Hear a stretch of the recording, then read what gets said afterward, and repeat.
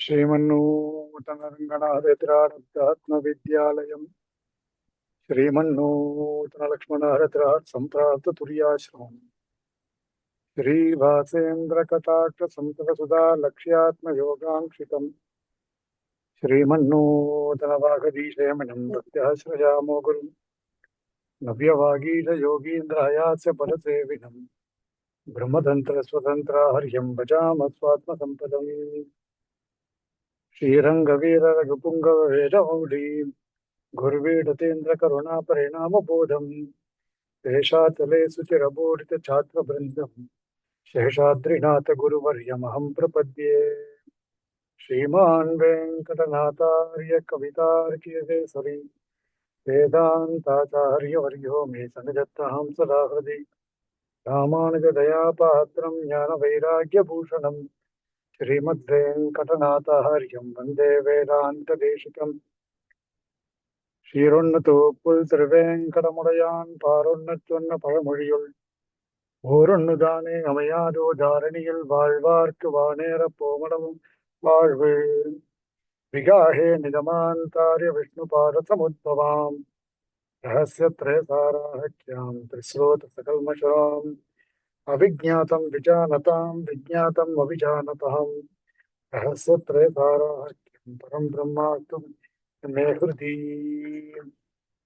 गुरुभ्यस्तद्गुरुभ्यश्च नमो वाकमदीमहे गणीमहे तत्राद्यो தம்பதி ஜெகதாம்பதி। எல்லாருக்கும் என்னுடைய பிரணாமங்கள்। நாம இதுக்கு முன்னாடி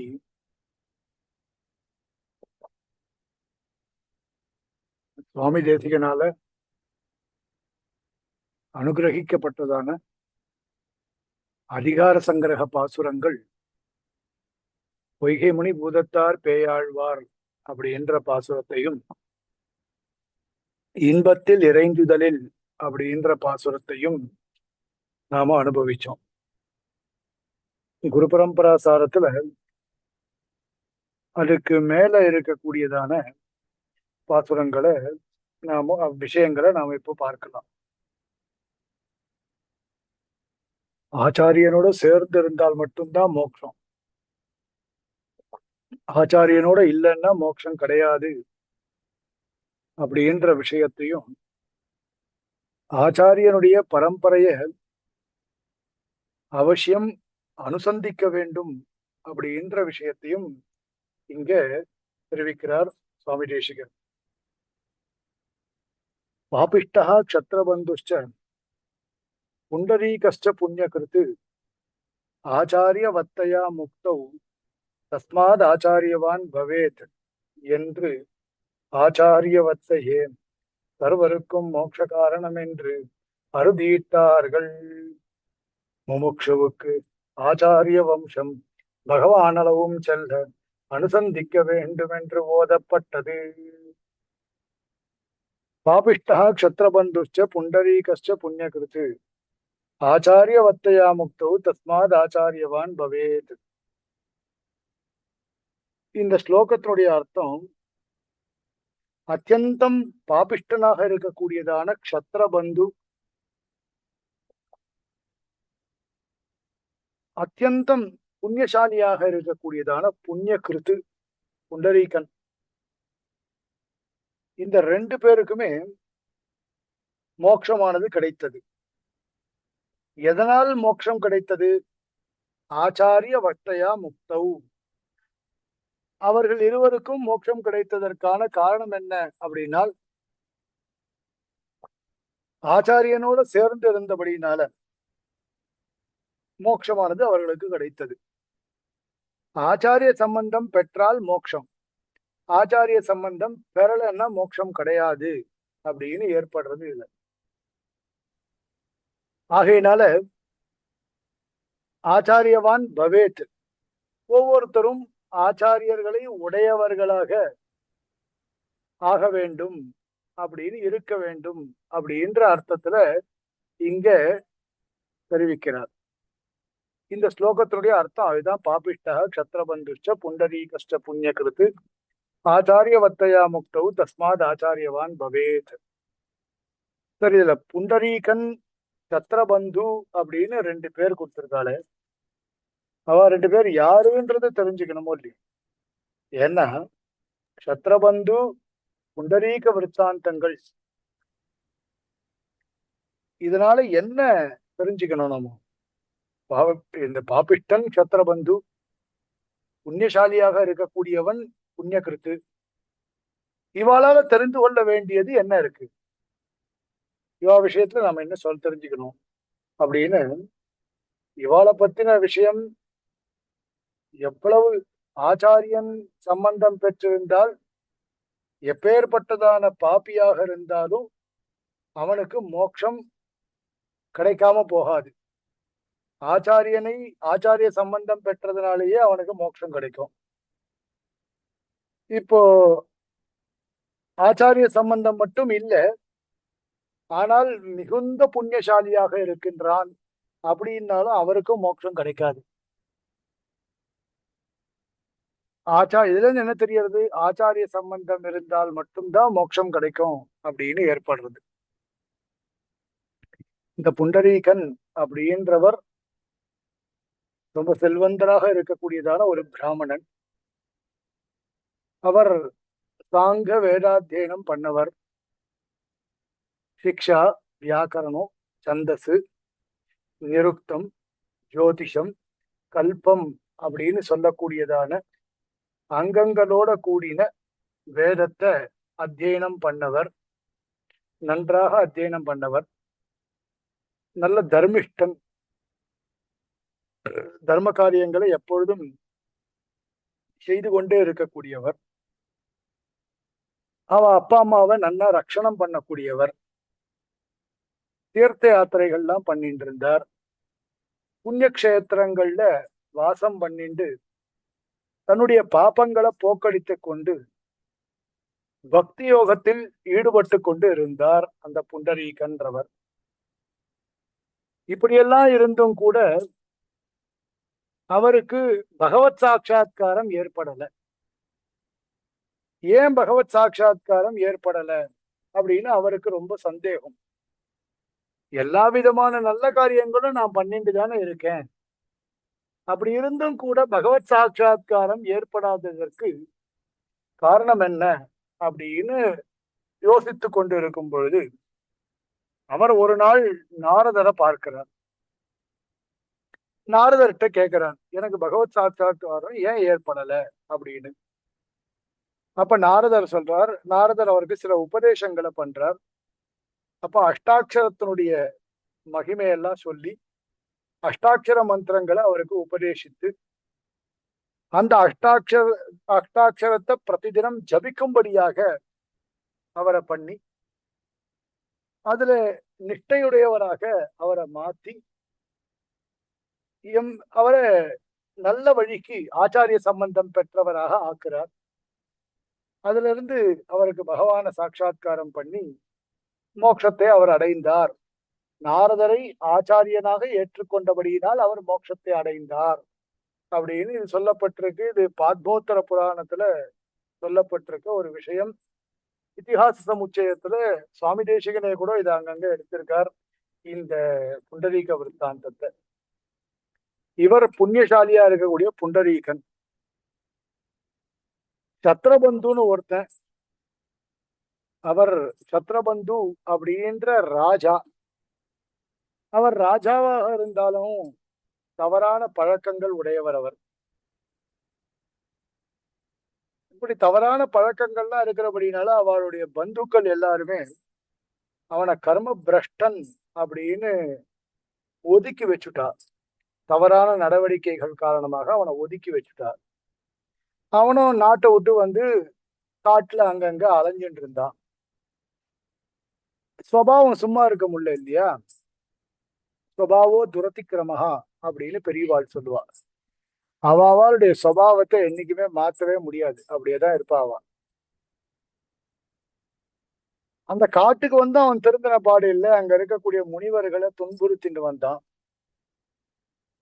ஏதோ ஒரு யாதிருச்சிகமான சுகுருத்து, அவனும் நல்லபடியா மேல வரணும் அப்படின்னு எழுதப்பட்டிருக்கு. அதனால அவனும் என்ன பண்றான், நல்லபடியா மேல வரணும் அப்படின்னு இருக்கிறபடினால யாதிருச்சிக சுகுருத்தான் நாரதரை அவன் சந்திக்கிறான். நாரதரை சந்திக்கிற வாய்ப்பு அவனுக்கு கிடைச்சது. அவன் தன்னுடைய சுபாவத்திற்கு ஏற்றாற் போல நாரதரை ஒரு தடி எடுத்து அடிக்க ஓடுறான். இப்போ உடனே அவர் நாரதர் பார்த்து கேட்கிறார். நாரதர் வந்து சத்ரபந்துவை பார்த்து கேட்கிறார், நீ எவ்வளவோ பண்ணிட்ட, உன் குடும்பத்துல இருக்கிறவாளை காப்பாத்துறதுக்காகத்தான் நீ இவ்வளவு பாப்பங்கள்லாம் பண்ணியிருக்க. உன்னுடைய குடும்பத்துல இருக்கக்கூடியவர்கள்லாம் உன்னுடைய பாப்பங்களை ஏற்றுக்கொள்வார்களா? உன் பாப்பங்கள்ல அவர்கள் வரக்கூடிய பாப்ப பலனை அவர்கள் ஏற்றுக்கொள்வார்களா அப்படின்னு போய் கேட்டுட்டு வா அப்படின்னு சொல்றார். சரி, பாகவதோத்தமரா இருக்கிறபடினால நாரதருடைய ஒரு தரிசனத்தினால, ஒரு கட்டாட்சத்தினால ஒரு ஞானம் வந்தவன் குடும்பத்துக்கிட்ட போய் எல்லார்கிட்டையும் கேட்கறான், என்னுடைய பாப்பத்தை எடுத்துப்பீங்களான்னு. அவ அதெல்லாம் முடியவே முடியாது, உன் பாப்பத்தினுடைய பலன் எங்களுக்கு வேண்டாம் அப்படின்னு சொல்லிடுறா. உடனே மறுபடியும் போய் நாரதர் திருவடிகள்ல விழுந்து பிரார்த்திக்கிறான். இப்படிப்பட்ட ஒரு கொடுமையை நான் பண்ணிட்டேன், எனக்கு ஏதாவது உபதேசம் பண்ணி என்ன நல்ல வழியில கொண்டு போகணும் அப்படின்னு சொல்றான். இப்போ சத்திரிய குலத்துல பிறந்து பாப காரியங்களையே பண்ணிண்டு இருக்கக்கூடியதான க்ஷத்ரபந்து ஜீவஹிம்சையே பண்ணிட்டு இருந்தான். இப்படியே ஜீவஹிம்சை பண்ணிட்டு இருக்கும்போது ஒரு நாள் அவனுக்கே தெரியாமல் காட்டுல வந்த முனிவர் வெயில் தாக்கத்தினால மயக்கம் போட்டு விழுந்துடுறார். அந்த முனிவரை மயக்கம் போட்டு விழுந்த முனிவரை க்ஷத்ரபந்து கஸ்மாத்து காப்பாத்துறான். அவருக்கு தாகம் எடுக்கிறது, அவருடைய தாகத்தெல்லாம் தீர்க்கிறான். அப்ப அவரை கரையேற்றி அவரை பசி தீர என்னென்னவோ கிழங்குகள்லாம் அவருக்கு சாப்பிட கொடுத்து அவருக்கு வேண்டிய உபச்சாரங்கள் எல்லாத்தையும் பண்றான். இதெல்லாம் பண்ணவன் யாதிருச்சிக சுகுருத்தா நாரதரை சந்தித்து நாரதர் மூலமாக அவருக்கு வேண்டிய பணிவிடைகள் எல்லாத்தையும் செய்து அவர் மோட்சத்திற்கு செல்வதற்கான உபாயங்கள் எல்லாத்தையும் உபதேசமாக பெற்று அந்த முனிவரை சரணடைந்து அவன் மோட்சத்திற்கு செல்கிறான் அப்படின்னு இதுவும் விஷ்ணு தர்மத்துல 92வது அத்தியாயத்துல சொல்லப்பட்டிருக்கக்கூடியதான ஒரு கதை. ஆகையினால இதுல நம்ம புண்ணியகிருத்துன்னு புண்டரீகன்றவர் புண்ணியம் பண்ணி மோட்சத்துக்கு ஆச்சாரிய சம்பந்தத்தினால மோட்சத்துக்கு போனார். சத்ரபந்துன்றவன் பாபமே பண்ணியிருந்தாலும் கூட ஆச்சாரிய சம்பந்தத்தினால மோட்சத்துக்கு போறான். ஆச்சாரிய வத்தையே சர்வருக்கும் மோட்ச காரணம் என்று அறுதியிட்டார்கள்.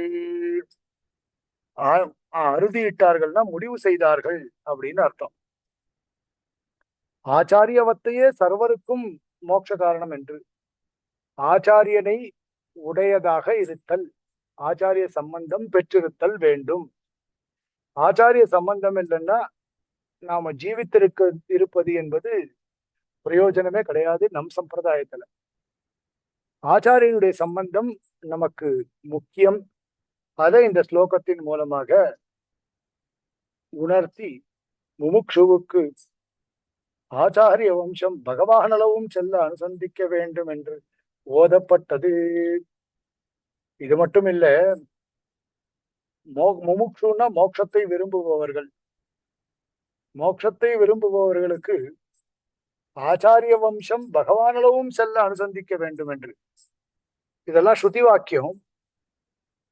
ரகசிய திரைசாரத்துல சுவாமி தேசிகன் எங்கேயுமே வேத வாக்கியங்களை காண்பித்திருக்க மாட்டார். வேத வாக்கியங்களுக்கு அர்த்தங்களே அனுகிரகம் செய்திருப்பாரோ தவிர எல்லாருக்கும் ஏற்புடையதான இந்த கிரந்தம் அப்படின்றபடியினால புருஷர்களும் வாசிக்கலாம், ஸ்திரீகளும் வாசிக்கலாம் அப்படின்றதுனால இந்த கிரந்தத்துல வேத வாக்கியங்களை சொல்லி இருக்க மாட்டார். ஏன்னா அந்தனர் அந்தியர் எல்லையில் நின்ற அனைத்துலகம் அப்படின்னு பாசுரமே இருக்கு. அதிகார சங்கிரகத்துல பின்னாடி வரும். ஆனா எல்லாருக்கும் சமானமான ஒரு கிரந்தமா இருக்கிறபடினால வேத வாக்கியங்களுடைய அர்த்தங்களை சொல்லி இருப்பார். முமுட்சுவுக்கு ஆச்சாரிய வம்சம் பகவான் அளவும் செல்ல தத் விஜயானார்த்தம் ச குருமேவ அபிகச்சேத். பிரம்மத்தை தெரிந்து கொள்ள வேண்டும் என்றால் நாம் குருவினிடத்திலே செல்ல வேண்டும். ஆச்சாரியவான் புருஷோ வேத. யாரால பிரம்மத்தை அறிய முடியும் அப்படின்னால் ஆச்சாரியன் சம்பந்தம் ஆச்சாரியன் மூலமாக அவருடைய சம்பந்தத்தை பெற்றவனால் மட்டும்தான் பிரம்மத்தை அடைய முடியுமே தவிர மற்றவர்களால அடைய முடியாது அப்படின்றதும் அனுசந்திக்க வேண்டும் என்று ஓதப்பட்டது. இது எல்லாத்தையும் நாம் தெரிந்து கொள்ள வேண்டும் அப்படின்னு ரகசியாம்நாய பிராமணம் அப்படின்னு சில கிரந்தம், சில இடங்கள்ல சொல்லப்பட்டிருக்கக்கூடிய ரகசிய சாஸ்திர விஷயங்கள், அதெல்லாம் அந்த பிரமாணங்கள் எல்லாமும் இந்த இடத்துல காண்பித்து சுவாமி தேசிகன் இந்த பங்கி அனுகிரகம் பண்றார். முமுட்சுவுக்கு ஆச்சாரிய வம்சம் பகவான் அளவும் செல்ல அனுசந்திக்க வேண்டும் என்று ஓதப்பட்டது. இது மட்டுமல்ல, எம்பெருமானே முதல் ஆச்சாரியன். எப்படி எம்பெருமான் முதல் ஆச்சாரியனாக இருப்பார்? நமக்கெல்லாம் தெரியும். லக்ஷ்மிநாத சமாரம்பாம் நாதயாமுன மத்தியமாம் அஸ்மத் ஆச்சாரிய பரியந்தாம் வந்தே குரு பரம்பராம் அப்படின்னு கூறத்தாழ்வானுடைய ஸ்லோகத்தை நாம பிரதிதினம் சொல்லிட்டு இருக்கோம். ஆச்சாரிய பரம்பரையில முதல்ல இருக்கக்கூடியவன் லக்ஷ்மிநாதன். அந்த லக்ஷ்மிநாதன் தொடக்கமாக இருக்கக்கூடியதான சம்பிரதாயம் இந்த சம்பிரதாயம். இது மட்டும் இல்ல, கமப்பியாத்தியம் குரும் வந்தே கமலா கிரகமேதினம் பிரவக்தா சந்தசாம் வக்தா பஞ்சராத்திரஸ்ய ஸ்வயம் அப்படின்னு சுவாமி தேசிகன் தன் ஆச்சாரியனாக இருக்கக்கூடிய யதிராஜனுடைய பெருமைகளை பேசுவதற்காக ஒரு ஸ்தோத்திரத்தை அருளி செய்யும் பொழுதும் கூட இந்த ஆச்சாரியனுக்கு ஆச்சாரியன் ஆச்சாரியனுக்கு ஆச்சாரியன் என்ற கிரமத்துல பிரதமாச்சாரியனாக இருக்கக்கூடிய எம்பெருமான் தொடக்கமாக இந்த குரு பரம்பரையை அருளி செய்தார். அதே மாதிரி இங்கேயும் எம்பெருமானே முதல் ஆச்சாரியன் அப்படின்றத காட்டுறார் இந்த இடத்துல. தமிமம் சர்வசம்பன்னம் ஆச்சாரியம் பிதரம் குரும் என்றும் மமாப்யகில லோகானாம் குருர் நாராயணோ குருஹு என்றும் துவமேவ பந்துஷ்ச குருஸ்துவமேவ என்றும் குருரசி கதிஷ்டாசி ஜகதாம் என்றும் சொல்லுகிறபடியே சர்வலோகத்துக்கும் பரமாச்சாரியனான சர்வேஸ்வரன், எல்லா லோகத்துக்கும் பிரதமாச்சாரியனாக இருக்கக்கூடியவன் சாட்சாத்து பரமாத்மா. பீதகவாடை பிரானார் பிரமகுருவாகி வந்து அப்படின்னு பெரியாழ்வார் சொல்றார். பிரதம குரு யாருன்னா சாட்சாத்து பகவான் ஸ்ரீமன் நாராயணன். அதை காட்டக்கூடியதான புராண ஸ்லோகங்கள் இந்த ஸ்லோகங்கள்லாம். அந்த புராண ஸ்லோகங்களை இந்த இடத்துல காண்பிக்கிறார். தமிமம் சர்வசம்பன்னம் ஆச்சாரியம் பிதரம் குரும் அப்படின்னு. மகாபாரதத்துல சபா பர்வத்தத்துல இருக்கக்கூடிய ஸ்லோகம் இந்த ஸ்லோகம். கேசவம் கேசிஹந்தாரம் அப்பிரமேயம் அரிந்தமம் சர்வலோகேஸ்வரம் கிருஷ்ணம் விஜ்ஞாய புருஷோத்தமம் தமிமம் சர்வசம்பன்னம் ஆச்சாரியம் பிதரம் குரும் அர்க்யம் அர்ச்சிதமர்ச்சாமஹ சர்வே சம்மந்தும் அர்ஹத. ராஜசூய யாகம் பண்றா. ராஜசூய யாகத்துல யாருக்கு அக்ர பூஜை பண்ணணும் அப்படின்னு ஒரு பேச்சு வரும் பொழுது அந்த அக்ர பூஜைய கிருஷ்ணனுக்கு பண்ணணும் அப்படின்னு எல்லாரும் முடிவெடுக்கும் பொழுது அப்போ சகாதேவன் சபையோர்களை பார்த்து இந்த விஷயத்த சொல்றான். கேசவம் கேசிஹந்தாரம் அப்பிரமேயம் அரிந்தமம் அப்படின்ற ஸ்லோகத்தை மகாதேவன் சொல்றார். எப்பேற்பட்டவன் கிருஷ்ணன் அப்படின்னு. சர்வ கல்யாண குணங்களுக்கும் இருப்பிடமாக இருக்கக்கூடியவன். இந்த அக்ர பூஜையை ஏற்றுக்கொள்வதற்கு எல்லா விதமான தகுதிகளும் நிறைந்தவன். சர்வலோகேஸ்வரம் கிருஷ்ண விஜ்ஞாய புருஷோத்தமும். எல்லா குணங்களும் அவனிடத்துல இருக்கு. ஆச்சாரியன், பிதரம், குரும். ஆச்சாரியனாக இருக்கக்கூடியவன், தகப்பனாக இருக்கக்கூடியவன், குருவாக இருக்கக்கூடியவன், அர்க்யம் அர்ச்சிதம் அர்ச்சாமகா, பூஜிக்க தகுந்தவனாக இருக்கக்கூடிய இந்த கிருஷ்ணனுக்கு சகலவிதமான அக்ர பூஜைகளும் செய்யலாம் அப்படின்னு சொல்லப்படுறது. இங்க பாருங்க, ஆச்சாரியன்ற பதமும் இருக்கு, குருன்ற பதமும் இருக்கு. ரெண்டு பதமுமே இங்க பிரயோகம் பண்ணப்பட்டிருக்கு. சமீபம் சர்வம் சம்பன்னம் ஆச்சாரியம் பிதரம் குரும். இதுல இருந்தே தெரியறது குரு வேற ஆச்சாரியன் வேற அப்படின்னு தெரியறது. ஆச்சாரியன் அப்படின்ற பதத்துக்கு என்ன அர்த்தம் அப்படின்னா, யாரு பிரம்ம வித்யை உபதேசம் பண்றாளோ அவள் ஆச்சாரியன். வேதத்தை யார் சொல்லி கொடுக்கிறாளோ அவ குரு. அதாவது மூல மாத்திரத்தை, இப்போ சஹசிர சீருஷா புருஷா அப்படின்னு எனக்கு வேதவாத்தியார் அடியன் படிக்கிற காலத்துல சொல்லி கொடுத்திருக்கார். இப்ப அந்த வேதவாத்தியார் குரு, குரு சப்தத்தினால் அழைக்கப்படுகிறார்.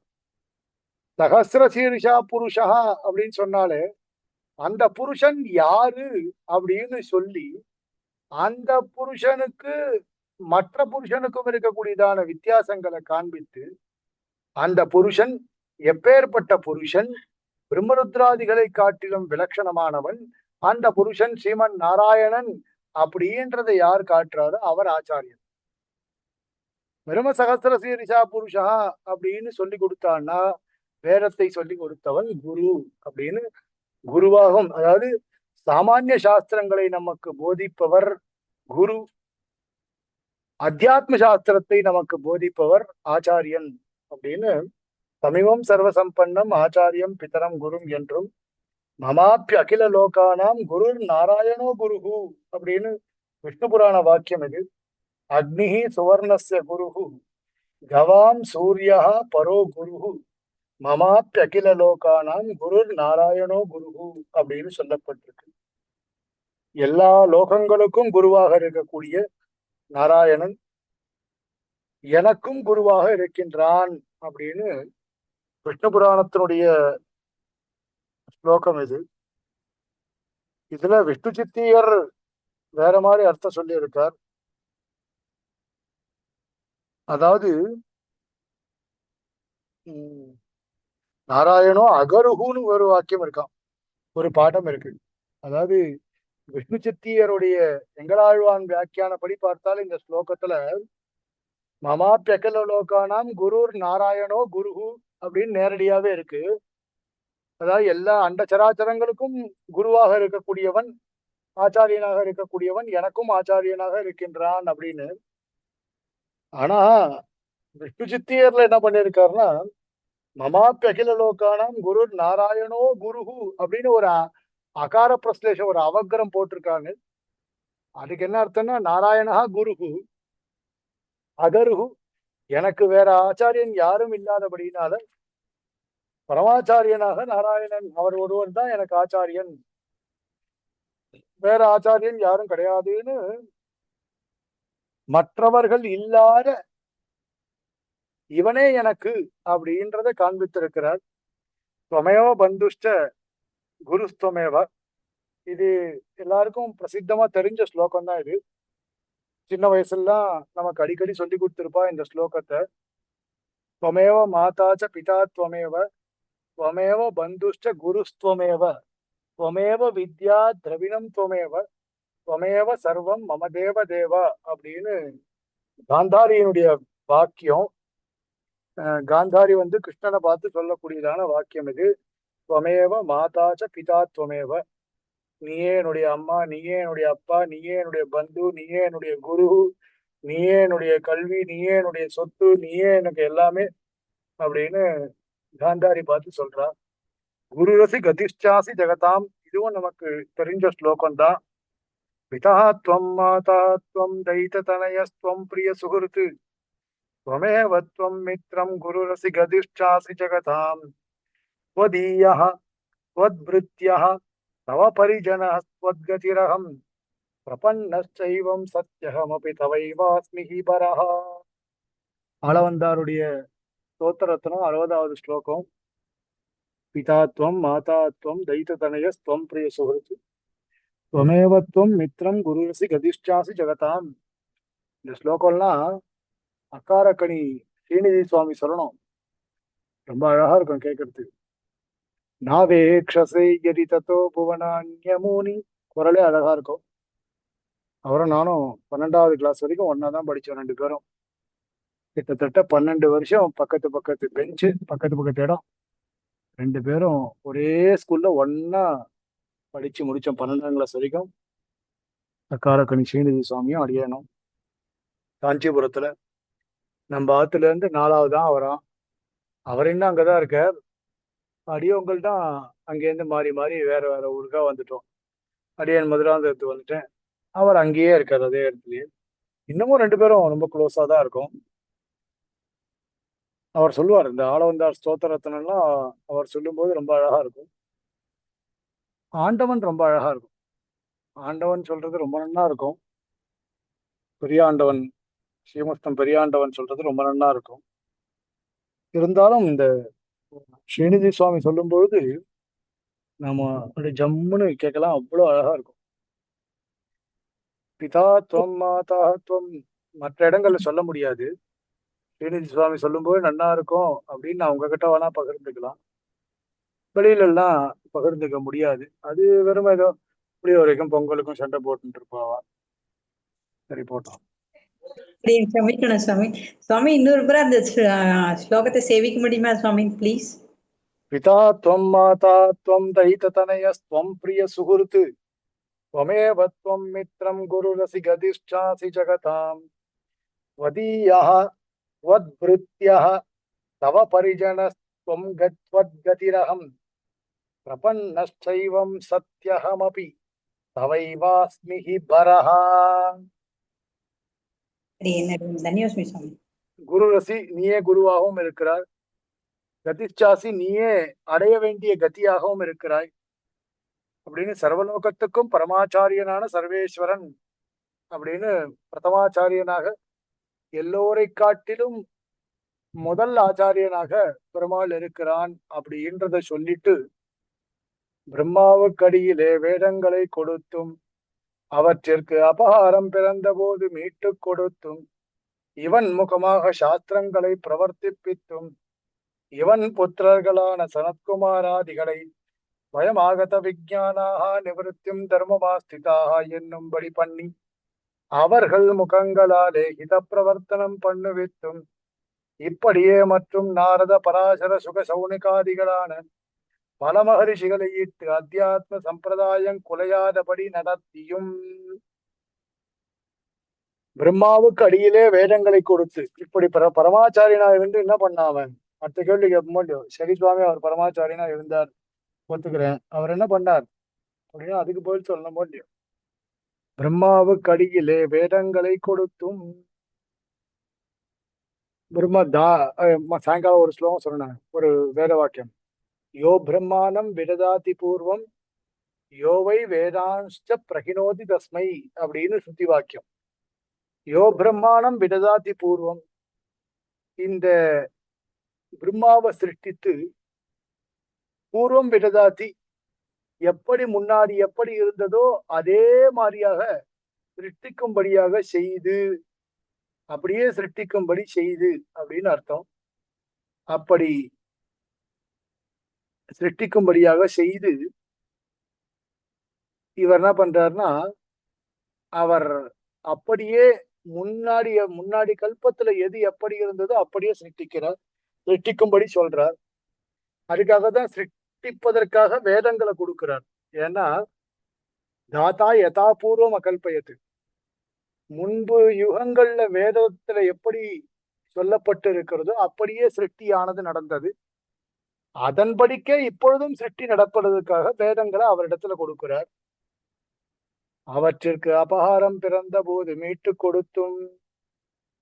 அயக்ரீவாதி அவதாரங்கள்லாம் அதான், மத்ய அவதாரம் மற்ற அவதாரங்கள்லாம் கூட அதான்.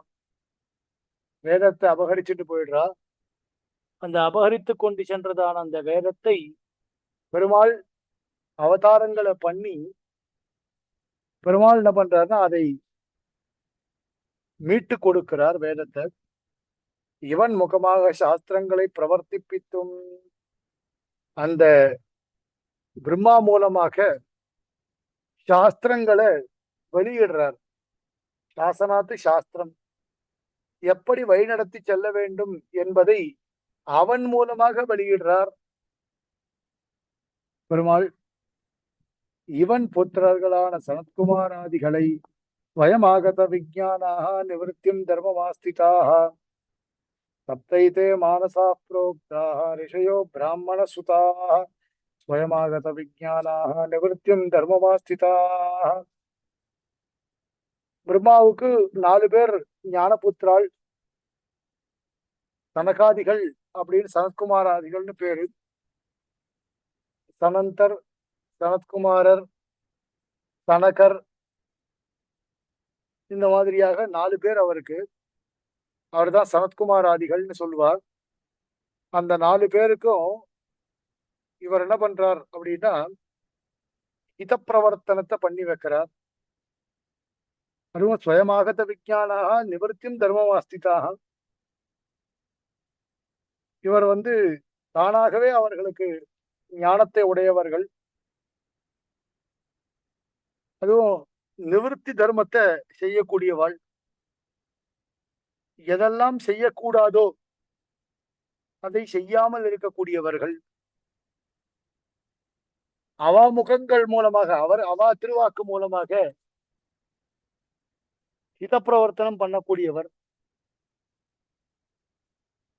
யாரா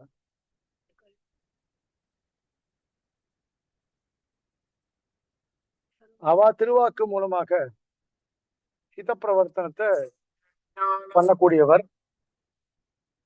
ஹித பிரவர்த்தனம் பண்ணி வைத்தும் இப்படியே மற்றும் நாரத பராசர சௌனகாதிகளான பல மகரிஷிகளை ஈட்டு அத்தியாத்ம சம்பிரதாயம் குலையாதபடி நடத்தியும் நாரதர், பராசரர், சௌனகர் இது மாதிரியான மகரிஷிகள் மூலமாகவும் அத்தியாத்ம சாஸ்திரங்களுக்கு எந்த விதமான குறவும் ஏற்படாத வண்ணம் அதையும் பார்த்துண்டு இந்த அத்தியாத்ம சம்பிரதாயம் இருக்க அந்த சம்பிரதாயம் எப்பொழுதும் நிலைத்து இருக்க வேண்டுமாக இவர்கள் மட்டுமில்ல கிருஷ்ணத்வைபாயனம் வியாசம் வித்தி நாராயணம் பிரபும் கோஹ்யன்யோ புவி மைத்ரேய மகாபாரத கிருத்பவேத் என்பதாக கிருஷ்ணத்வைபாயனம் வியாசம் வித்தி நாராயணம் பிரபும் கோஹ்யன்யோ புவி மைத்ரேய மகாபாரத கிருத்பவேத். கிருஷ்ணத்வைபாயனர் அப்படின்ற ஒரு திருநாமத்தை உடையதான வியாசர். அவர் சாட்சாத்து எம்பெருமான் ஸ்ரீமன் நாராயணனுடைய அவதாரம். அப்படிப்பட்ட ஒரு கிருஷ்ணத்வைபாயனர் மகாபாரதத்தை இயற்றினார் அப்படின்னு சொல்லப்படுறது. பெரியவாள் இந்த ஒரு அபிப்பிராயத்தையும் சொல்றா. மகாபாரதத்தை எழுதின வியாசர் வேறு, அவர் கிருஷ்ணத்வைபாயனர் அப்படின்னும், பிரம்மசூத்திரத்தை எழுதின வியாசர் வேறு, அவர் பாதராயணர் அப்படின்னும் சொல்றார். இந்த பாதராயணர் வேற, கிருஷ்ணத்வைபாயனர் வேற அப்படின்னும் சொல்லப்படுறது இங்க. அப்படியும் ஒரு இது இருக்கு. சில பேர் 2 பேரும் ஒண்ணுதான்றா, சில பேர் வேற வேற, கிருஷ்ணத்வைபாயனர் வேற, இந்த வியாசர் வேற அப்படின்னும் சில பேர் சொல்றார். அவர் மூலமாக மகாபாரதத்தை எழுத வைத்தார் கிருஷ்ணத்வைபாயனர் மூலமாக. மகர்ஷே கீர்த்தனாஸ்தஸ்ய பீஷ்ம பிராஞ்சலில் அப்ரவீத் அப்படின்னு இருக்கு. இத்தியுக்த மாத்திரே பீஷ்மஸ்து மூர்தன்யஞ்சலி மதாவஹது மகர்ஷே கீர்த்தனாஸ்தஸ்ய பீஷ்ம பிராஞ்சலில் அப்ரவீத் மகாபாரத ஸ்லோகம். மகர்ஷியா இருக்கக்கூடிய அந்த வியாசருடைய பேரை சொல்லும் பொழுது பீஷ்மர் என்ன பண்ணாரா, கையை கூப்பிண்டே சொல்ல ஆரம்பிச்சாராம். அந்த வியாசருடைய திருநாமத்தை சொல்லும் பொழுது பீஷ்மர் கையை கூப்பிண்டே சொன்னாரா. ஆதி பருவத்துல இந்த ஸ்லோகம் இருக்கு. அப்பேற்பட்ட வசந்தவர் இந்த கிருஷ்ணத்வைபாயனர்னு சொல்லக்கூடிய வியாசர். சொல்லுகிறபடி நிற்கிற வியாசாதிகளை அனுப்பிரவேசித்து மகாபாரத சாரீரகாதிகளை பிரவர்த்திப்பித்தும் இந்த வியாசாதிகளை அனுப்பிரவேசித்து ஆதிசப்தத்தினால இன்னும் பல மகரிஷிகள் அவ எல்லாரையும் சொல்லி மகாபாரத வியாசாதிகளை அனுப்பிரவேசித்து அவளுக்குள்ள இருந்து கொண்டு மகாபாரதம் சாரீரக சாஸ்திரம்னா ஸ்ரீபாஷ்யாதி சாஸ்திரங்கள் பிரம்மசூத்திரம் போன்றவர்களை பிரவர்த்திப்பித்தும் ஹம்ச மத்ஸ்ய ஹயக்ரீவ நரநாராயண கீதாச்சாரியாத்யவதாரங்களாலே தானே வழி நின்று தத்துவஹிதங்களை பிரகாசிப்பித்தும் ஹம்சாவதாரம், மத்ஸ்யாவதாரம், ஹயக்ரீவ அவதாரம், நரநாராயண அவதாரம், கீதாச்சாரியன் அப்படின்னு சொல்லக்கூடியதான கிருஷ்ணாவதாரம், இந்த மாதிரியான அவதாரங்களை பண்ணி தானே அந்த பிரம்மசூத்திரங்களுக்கு அர்த்தங்களை சொல்லியும் மகாபாரதத்துல சொல்லப்பட்டதான சூக்ஷ்மமான அத்தியாத்ம சாஸ்திர விஷயங்களை தானே விளக்கி சொல்லியும் காரியங்களை பெருமாள் பண்ணியிருக்கார். அந்த ஹம்சாவதாரம் அப்படின்றது பிரம்மாவுடைய மானச புத்திரர்கள் கணக்காதிகள் என்ன பண்ணான்னா பிரம்மாவிடத்துல சூக்ஷ்மமான சில அர்த்தங்களை கேட்டு தெரிஞ்சுக்க முயற்சி பண்ணா. அந்த விஷயங்கள் பிரம்மாவுக்கே தெரியல. அவருக்கே தெரியாம இருக்கிறபடியினால அவர் தெரிந்து கொள்வதற்காக எம்பெருமான தியானம் பண்ணார். அப்போ எம்பெருமான் பிரம்மாவுக்கு உபதேசம் பண்றதுக்காக ஹம்ச ரூபத்துல தோன்றி பிரம்மாவை முன்னாடி வச்சுண்டு இந்த விசிஷ்டாத்வைத தத்துவங்களை உபதேசம் பண்ணார் அப்படின்னு ஸ்ரீ பாகவதம் சொல்றது ஹம்சாவதார விஷயத்த. மத்ஸ்யாவதாரம் ஒரு கல்பத்தினுடைய முடிவுல பிரம்மா தூங்குவாராம். பிரம்மா தூங்குறது அப்படின்றது நைமித்திக பிரளயம். நைமித்திக பிரளயம் ஏற்படும் போது லோகங்கள்லாம் கடல்ல மூழ்கிடும். அப்போ பிரம்மாவுக்கு தூக்கம் வந்துடுச்சு. இப்போ தூங்கும்போது அவருடைய திருவாக்கிலிருந்து உதிர்த்ததான வேத வாக்கியங்கள். அப்ப அந்த வேத வாக்கியங்களை என்ன பண்ணான்னா ஹயக்ரீவன் அப்படின்னு சொல்லக்கூடியதான ஒரு குதிரை வடிவில் இருக்கக்கூடியதான ஒரு அசுரன், ஹயக்ரீவன்ற அசுரன் அபகரித்தான். அப்போ வேதம் இந்த ஹயக்ரீவன்ற அசுரனால அபகரிக்கப்பட்டது அப்படின்றத தெரிந்து கொண்ட பெருமாள் கிருத்தமாலா அப்படின்ற நதிக்கரையில ஜலதர்ப்பணம் பண்ணிட்டு இருந்தார். ஜலதர்ப்பணம் பண்ணிட்டு இருந்த சத்யவிரதன் அப்படின்ற ராஜரிஷியினுடைய கையில பெருமாள் பண்ணல. கிருத்தமாலான்ற நதியில அந்த சத்யவர்த்தன் அப்படின்ற ராஜரிஷி தர்ப்பணம் பண்ணிட்டு இருந்தார். அப்ப தர்ப்பணம் பண்ணிட்டு இருக்கும்போது அவர் கையில மீனா அவதரித்தார் பெருமாள். அப்போ அந்த மீனா அவதரித்தவர் அவர் கையில இருந்த கமண்டலு பாத்திரத்துக்குள்ள போய் அப்படியே ஒரு குளத்துல விடப்பட்டு மிகப்பெரிய மீனாக வளர்ந்து கடலுக்கு வந்து கடல்ல அந்த மத்ஸ்யாவதாரம் எடுத்து அந்த ஹயக்ரீவன்ற அசுரனை கொன்று அதிலிருந்து பிரம்மாவுக்கு வேதங்களை மீட்டு கொடுத்தார் அப்படின்னு ஸ்ரீ பாகவதம் மத்ஸ்யாவதார விஷயத்த சொல்லியிருக்கு. ஹயக்ரீவ அவதாரம் நரசிம்ம புராணத்துல இருக்கக்கூடிய விஷயம். அவர் இதுவும் வந்து பிரம்மாவுக்கு வேதத்தை மீட்டு கொடுத்த ஒரு விஷயம்தான். இது நரசிம்ம புராணத்துல ஒரு மாதிரி இருக்கு, மகாபாரதத்துல ஒரு மாதிரி இருக்கு ஹயக்ரீவனுடைய சரித்திரங்கள். இது ஹயக்ரீவ அவதாரம். நரநாராயண அவதாரம் நமக்கெல்லாம் தெரியும், பத்ரிகாசிரமத்தினுடைய கதை. அதுவும் வந்து பாகவதத்துல இருக்கக்கூடியதான ஒரு விஷயம். கீதாச்சாரியன் கௌரவர்களுக்கும் பாண்டவர்களுக்கும் ஏற்பட்டதான யுத்தத்தப்போ பகவத்கீதையை உபதேசித்தது. தான் அருளி செய்த அர்த்தங்களை எல்லாம் ஸ்ரீ பீஷ்மர் முதலான ஞானாதிகரை இட்டு மூதலிப்பித்தும் தான் என்னென்ன அர்த்தங்கள் எல்லாத்தையும் சொன்னாரோ அந்த அர்த்தங்கள் எல்லாவற்றையும் பீஷ்மர் முதலான ஞானாதிகாரிகளை, அதுவும் பீஷ்மர் ஞானத்துல சிறந்தவர்களாக இருக்கக்கூடியவர்களை வச்சுட்டு தான் செய்த விஷயங்களை திருடமாக லோகத்துல காண்பித்தவர் பெருமாள். பஞ்சராத்திரஸ்ய கிருஷ்ணஸ்ய பக்தா நாராயண ஸ்வயம். இதுவும் மகாபாரத ஸ்லோகம். சர்வேஷு ச நிருபசிரேஷ்ட ஞானே ஸ்வேதேஷு திருஷ்யத்தை அப்படின்னு பாஞ்சராத்திரத்தை சாட்சாத் பெருமாளே உபதேசம் பண்ணார். அதனால பஞ்சராத்திரஸ்ய கிருஷ்ணஸ்ய பக்தா நாராயண ஸ்வயம். பாஞ்சராத்திரம் 5 ராத்திரியில உபதேசம் பண்ணப்பட்டபடியினால அதற்கு பாஞ்சராத்திரம் அப்படின்னு பேரானது ஏற்பட்டது என்கிறபடியே அடியிலே தான் அருளி செய்த பகவத் சாஸ்திரத்தை, பகவத் சாஸ்திரம்னா பாஞ்சராத்திர சாஸ்திரம் அர்த்தம். பிராமணை க்ஷத்ரியை வைஷ்யை சூத்ரைஷ்ட கிருத லட்சணை அர்ச்சனீயஷ்ட தேவ்யஷ்ட நித்தியயுக்தை ஸ்வகர்மசு. இந்த ஸ்லோகத்துல இருந்து அடுத்த கிளாஸ்ல பார்க்கலாம். இதுல இருந்து அடுத்த விஷயம், இது அடுத்த ஸ்லோகத்துல பார்க்கலாம். ஆச்சாரியர்கள் விஷயம் இதுக்கப்புறம் இதை நம்ம அடுத்த கிளாஸ்ல பார்க்கலாம். கவிதார்க்கிக சிம்மாய கல்யாண குணசாலினி ஸ்ரீமதே வெங்கடேஷாய வேதாந்த குரவே நமஹ.